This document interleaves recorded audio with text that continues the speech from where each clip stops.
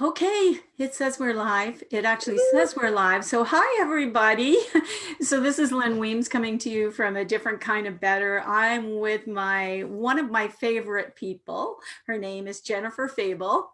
And I talked a bit about her today on a live that I put on, but wow, do we ever have a talk for you today. So for those of you who are, dealing with being overwhelmed or stressed or anxious, we're not supposed to use that word, but tons of people feel it, right?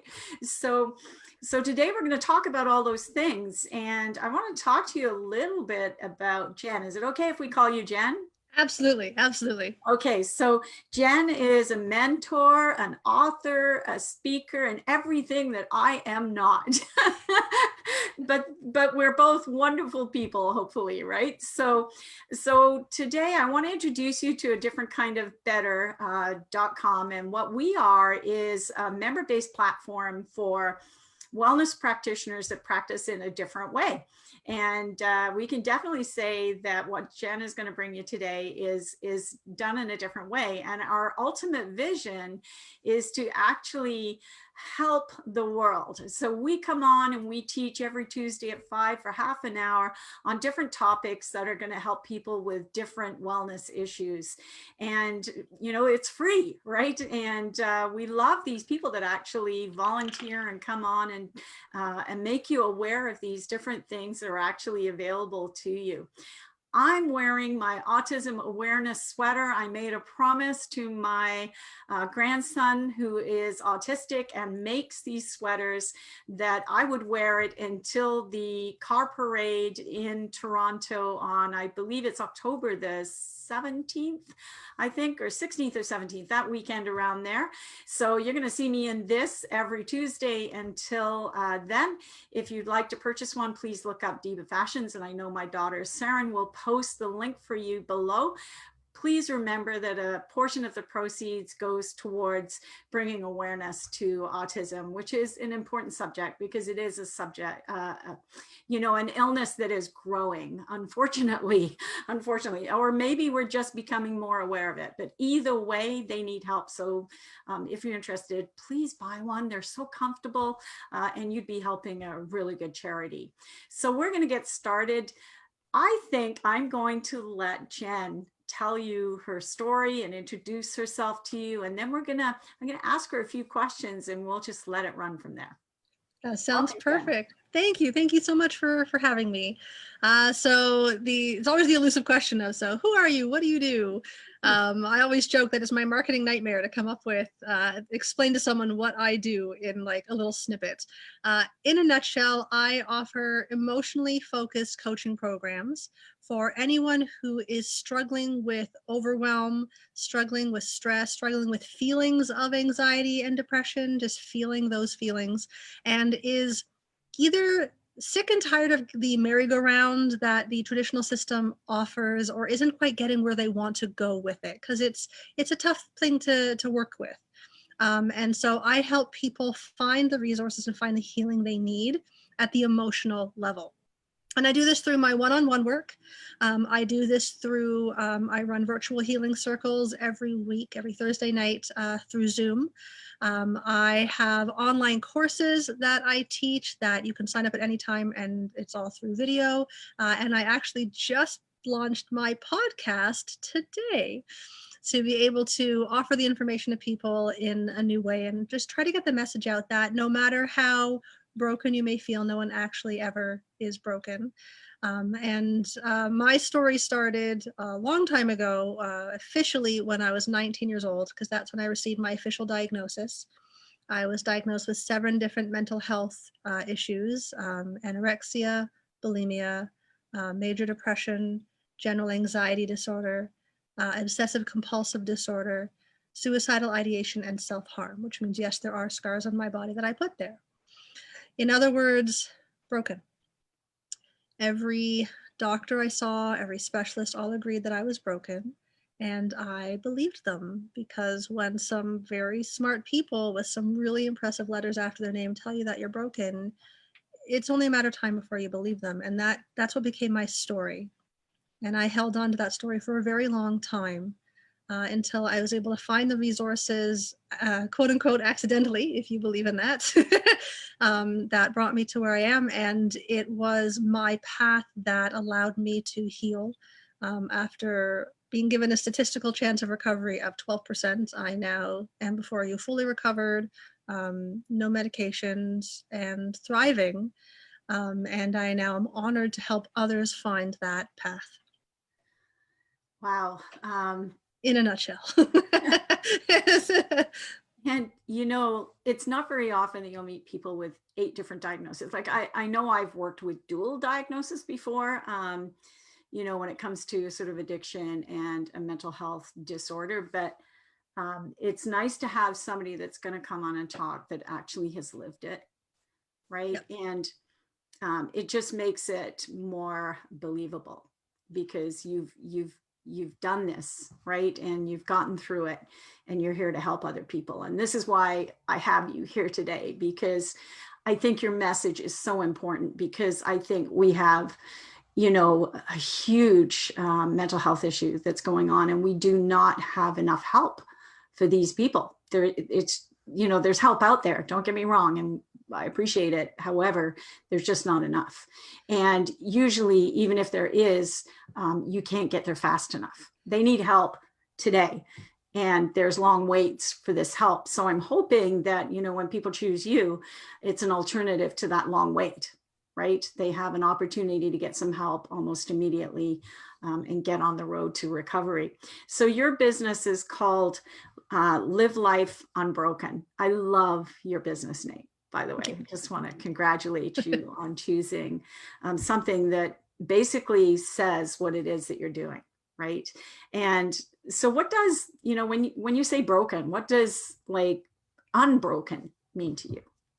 So the idea of unbroken was inspired by the Japanese art form known as kintsukuroi. And I hope I pronounced that right. After all these years, I still am like, one of these days someone's going to come along and be like, close, but this is an art form where they take broken pieces of pottery and they repair them using molten gold. See, in our society, when something stops working as we deem it should, we assume that it is broken. We assume that it is worthless. We assume that it is useless. And we either discard it completely or we attempt to hide the fact that it broke, try to put it back together exactly as is, and then don't tell anyone. Mm-hmm. And in Japan, they're smart because when they see these pieces of pottery, that's my dog shaking in the background. You're worried about your dog, and mine decided to get all frisky, right? Yeah, she's usually so quiet, but she decided to stand up and shake. I'm like, okay, perfect. Yeah. In Japan, they're smart. They look at these pieces of broken pottery, and instead of attempting to hide what happened, they put them together with molten gold, in essence, highlighting the scars. Okay. They see each piece for being more beautiful, for having broken and healed. And what's really interesting is that where they've come together, where they have been repaired, in the same way that a broken bone can't break in the same way twice, these pieces of pottery are stronger. And so we can't say that they're whole. We can't pretend nothing happened to them, but they're no longer broken. They are unbroken, which means they are stronger than before. And so my message is to help teach people to learn to live life unbroken, highlight the beautiful scars of your journey, and allow them to make you stronger, because that is where your beauty comes from. I love it. Absolutely love it. It's a great philosophy, and we need to pass it on. So I'm glad we're doing it. So in your opinion, why is ignoring your or our emotions so dangerous for us? So your emotions are a biofeedback system that connects your instinctual self to your thinking self. So in our brain, we have our instinctual self associated with our unconscious mind. And this part of us is interacting with the environment on a regular basis. And it was associated with the older parts of the brain. So it's existed for a long time. Our conscious mind, thinking self, the part of us that uses language, the part of us that is aware of what's going on, it developed later in our evolution. And in order to allow these two systems to communicate with each other, we had to come up with some sort of a system.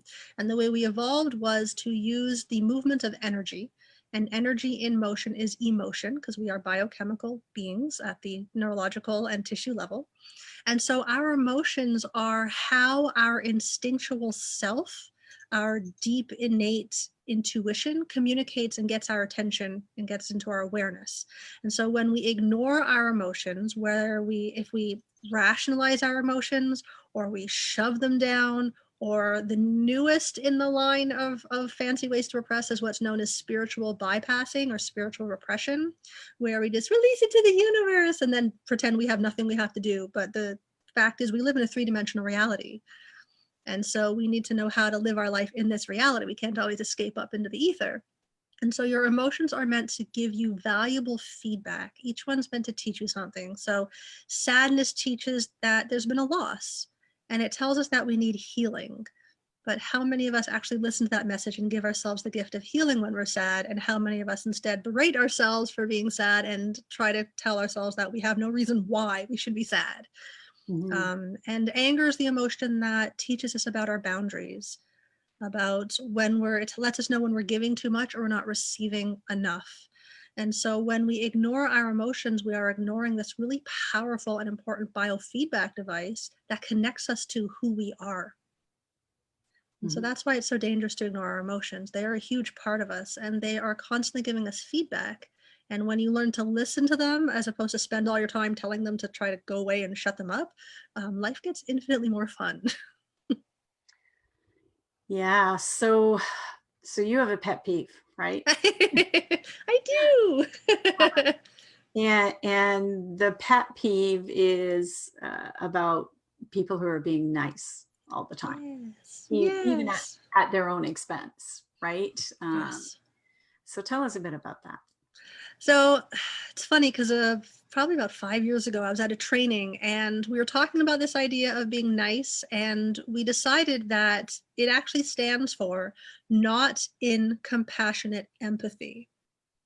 When we are being nice, we are being doormats. We are allowing everyone in the world to get their needs met at the expense of our own needs. And it makes sense because we live in a martyr-based society, right?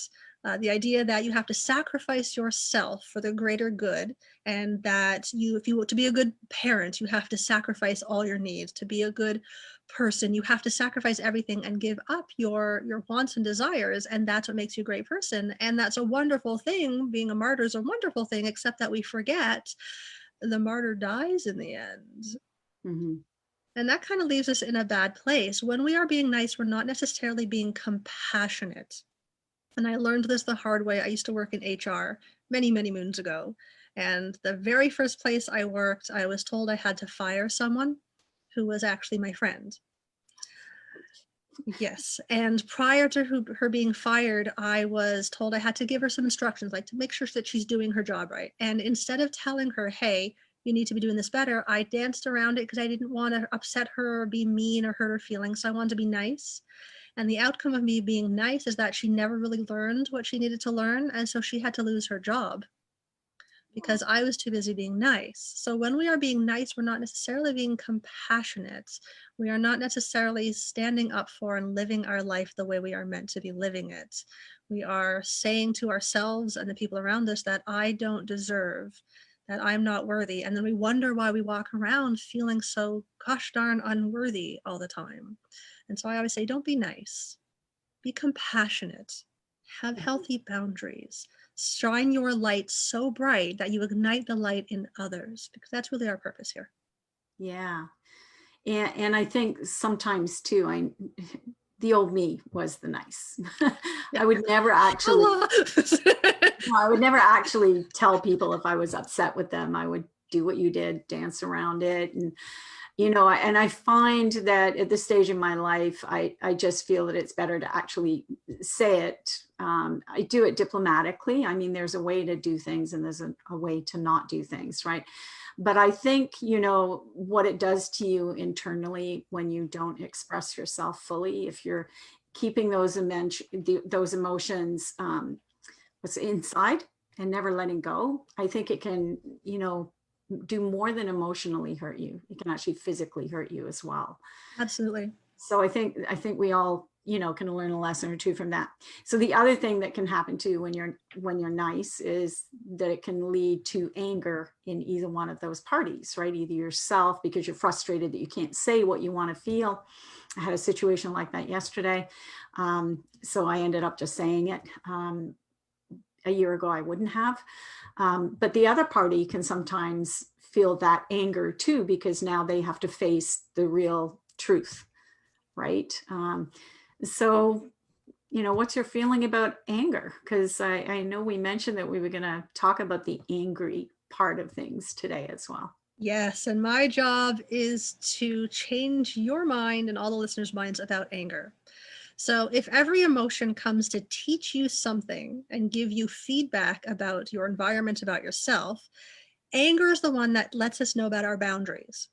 Now, our boundaries are where we are and where we are not, what is in our realm of control and what is not in our realm of control, which means boundaries are directly tied to our sense of self and our space and place in the universe.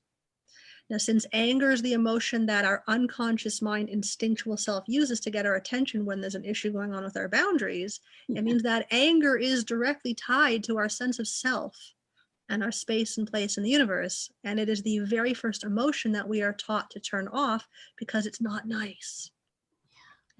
And so we end up in this place where we have no boundaries, or we have really, really, really poor ones that are so flexible that they can barely be called boundaries. And boundaries aren't about saying no to people. People get this wrong all the time. Boundaries, I have to say no and tell people, you can't talk to me that way. They can actually.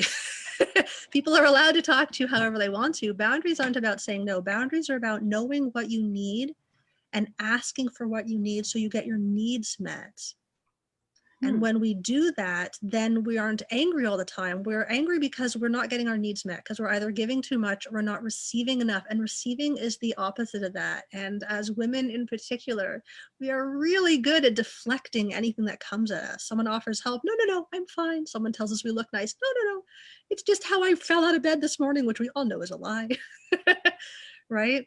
And so anger is really important because it is the feedback mechanism that your unconscious mind uses to let you know when your boundaries need some work, when you're not getting your needs met, when you are allowing yourself to slowly sink into the abyss while all the others around you thrive.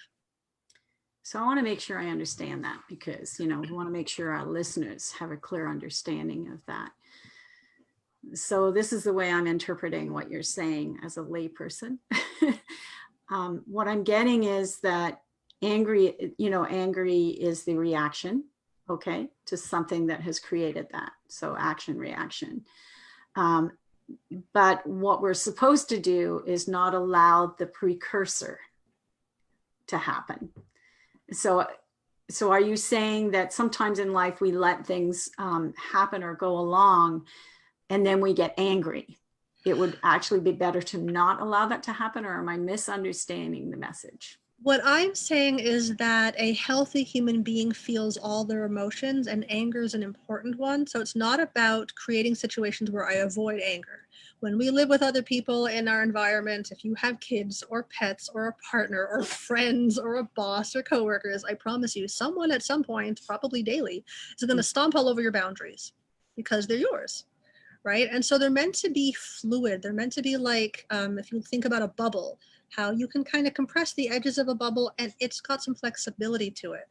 What we often do is we put up walls to keep our boundaries solid. And the problem with walls are walls need to be guarded.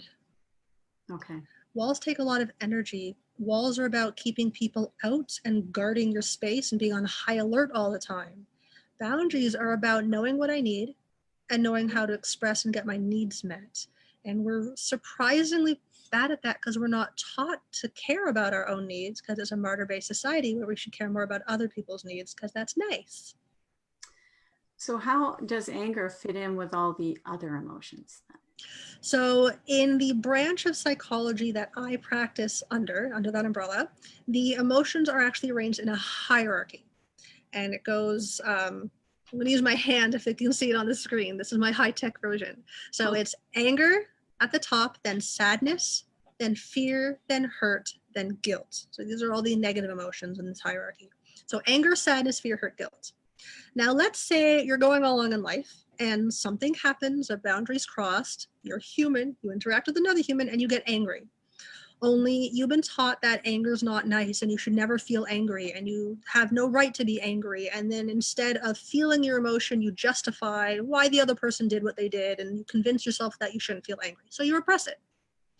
Over time, that part of the hierarchy is going to get very heavy and it's going to collapse down into sadness. And that's what we call depression. Depression is repressed anger, always. Now, if I'm not allowed to feel my sadness either, because no one wants a Debbie Downer, you always got to smile, darn you smile, because a lot of us do that too. Been there, done that. Then over time, that sadness will collapse down into fear, and we call that anxiety. You show me someone who suffers from feelings of anxiety, and I will show you someone who has no idea what they want, has poor boundaries, and is seething under the surface because they don't know how to get back into their life. Now, if you're really lucky, all of these are completely compressed and the only emotion you let yourself feel is guilt or shame. And that's where the journey gets particularly sucky. And that's usually when people reach out to me, because everything in your life is just a reflection of why you are not good enough or worthy or lovable. And so everywhere you go, that's all you see in the world. And that's a very dark place to be. And that's often when people reach out, and I help them by separating out their emotions again, by clearing out all the repression and teaching them how to listen to them as they are meant to be listened to as a biofeedback device. So your methodology doesn't include medications, you know, I personally like that, right?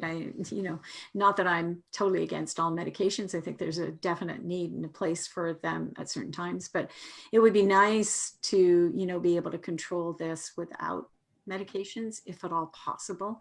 And, when you say that you had these 8 diagnoses, I mean, some of these are pretty critical diagnoses, right? Yeah, you're not supposed to ever recover from what I recovered from. Exactly. And, the fact that you're living life, I can see that you're, from what I'm seeing here, that you're enjoying your life, you're creating things, you're helping people. It's really nice to know that people can actually have living evidence that they can get help.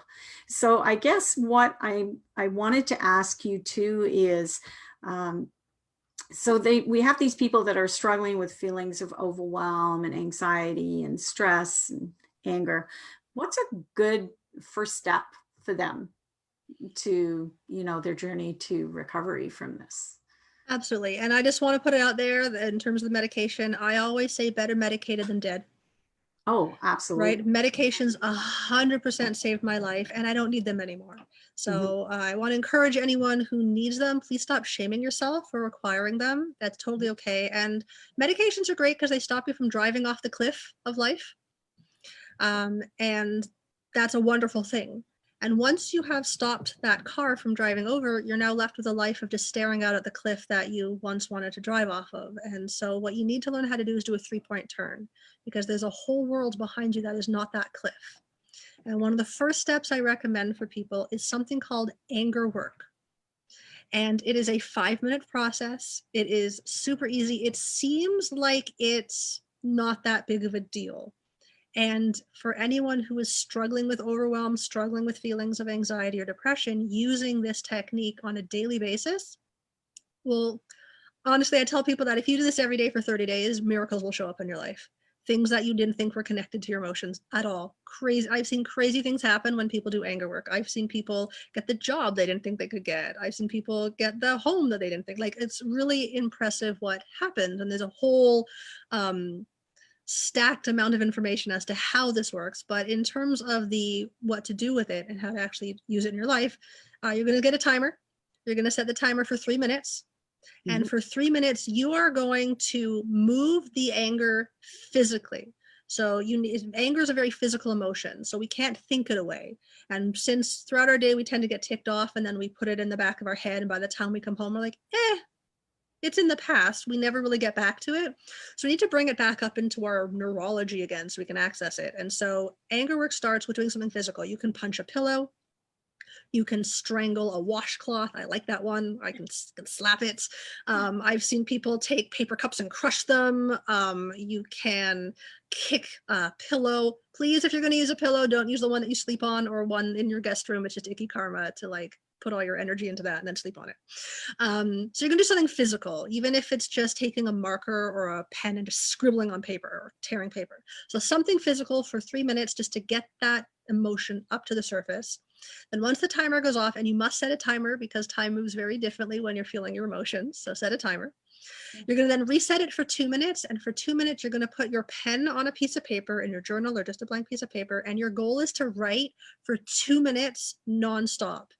It doesn't have to be Shakespeare. You're just going to keep the pen moving. Even if you're just writing, I don't know what to write. The lady who told me to do this, I think she's nuts. I think this is weird. It doesn't matter. Sometimes I just write what I want for lunch. It really doesn't matter. Your goal is just to get things moving. Now, when you first start this process, if you are super duper good and a type A personality and a high achiever, and you're really good at being nice, you might find that you don't feel angry. It can take people up to 21 days of doing this in a row to actually feel anger if they're really good at repressing the anger.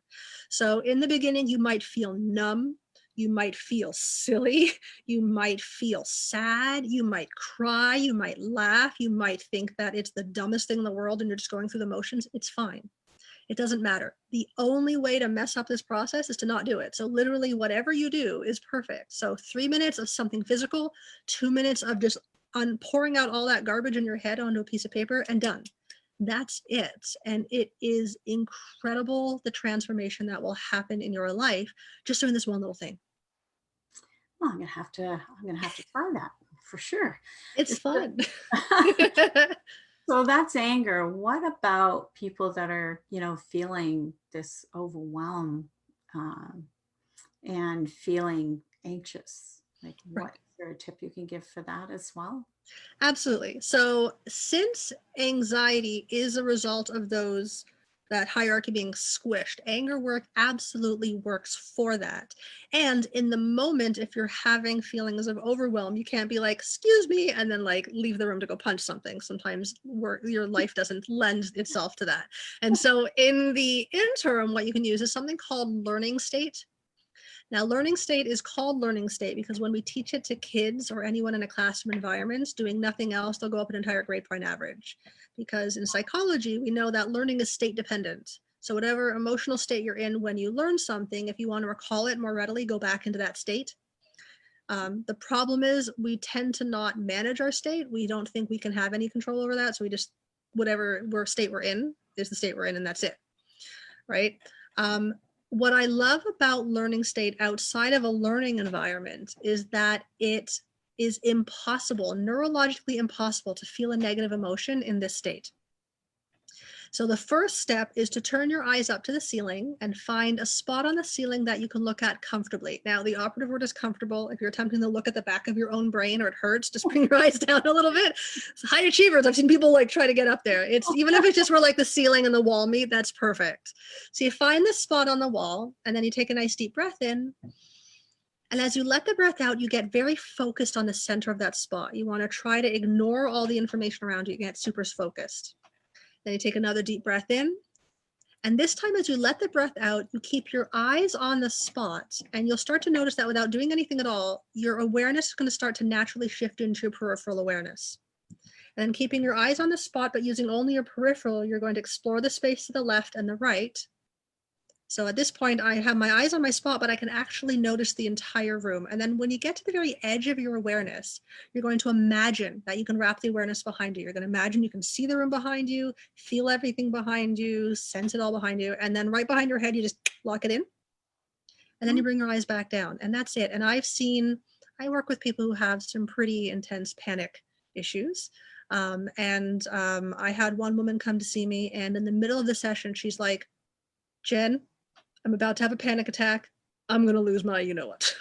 And then she lost it. And her panic attacks typically lasted about 45 minutes. And so I went up in front of her And I had to get her. So I put her eyes up. I'm like, look up here, up. Gotta talk like they're a puppy, up, because they're in a little bit of a state. And within, I'd say 30 seconds, calmed right down.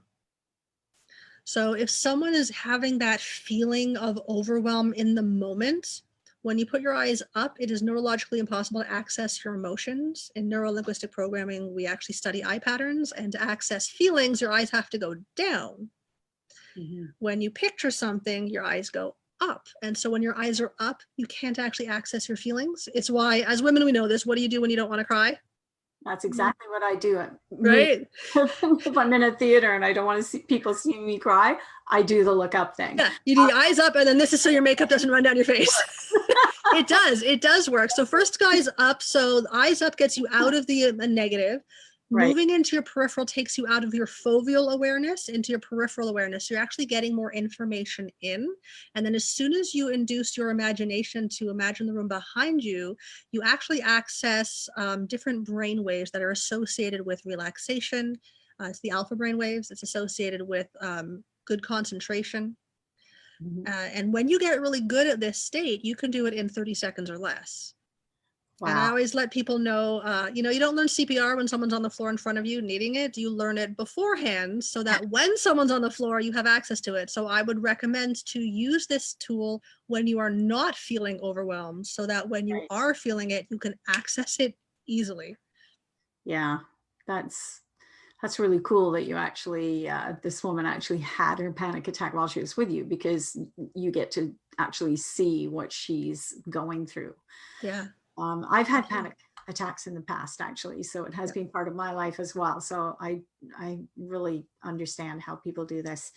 So this is exciting. I think you've, given some really good tips to our viewers today, our viewers on the live now, our viewers that will be watching this in the future, our viewers that come to a different kind of better.com. The video will be there if you need to rewatch it to get to rewatch the tips. So how do people access, like if, say, for example, somebody wanted to work with you one-on-one, how do they access you? How could they reach out to you? Could you put it in the comments after here too? Absolutely. Yes, for sure. So the best way is through email. My email is info@livelifeunbroken.com, or through my website, which is www.livelifeunbroken.com. You can read my full story there. You can find out all the different ways to reach out to me. And then the first step is, once someone reaches out to me, we set up an intake consultation. And during that 2-hour session, we uncover all the unconscious roots that are keeping someone stuck in their problem. So we can come up with a roadmap. That's really it. Yeah. Is any of this covered by their insurance plans through work or anything like that? Sometimes yes, and most of the time no. I think our system is still getting caught up to that, and I've joked for years that anything that works isn't covered.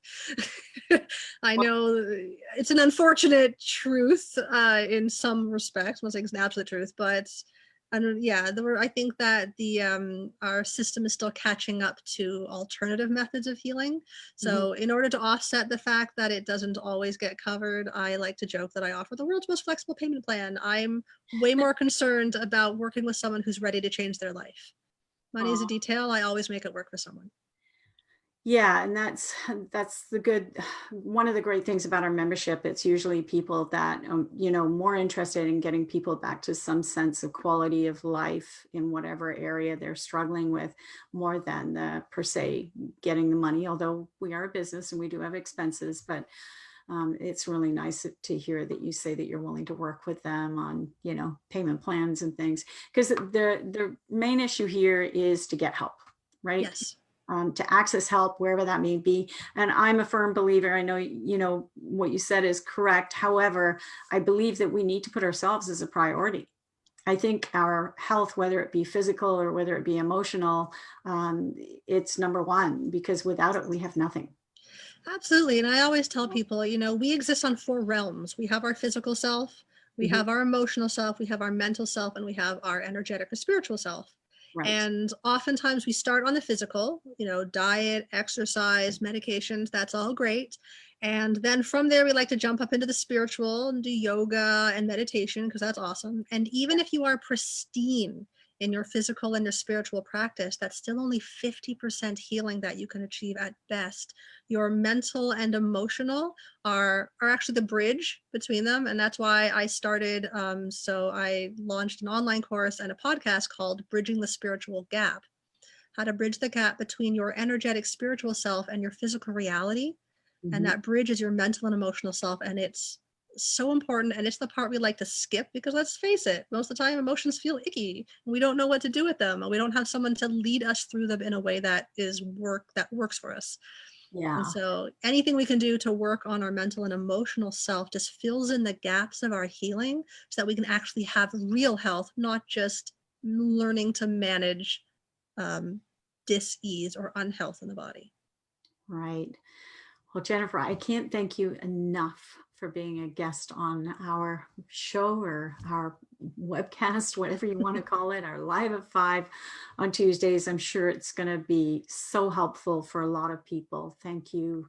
I can't, from the bottom of my heart, I'm sure the public would like to thank you. So if you love what Jennifer had to show you today or teach you, please say thank you. Send her some love in the comments. We'd appreciate it. That helps our guests feel the love. And remember to tell your friends, Live at 5 on Tuesdays. We have interesting topics every Tuesday. Share this video. You never know who it's going to help, right? We can all be part of this transformation into people having a better quality of life, a different way to feel better about themselves, and a different way to get better with their health.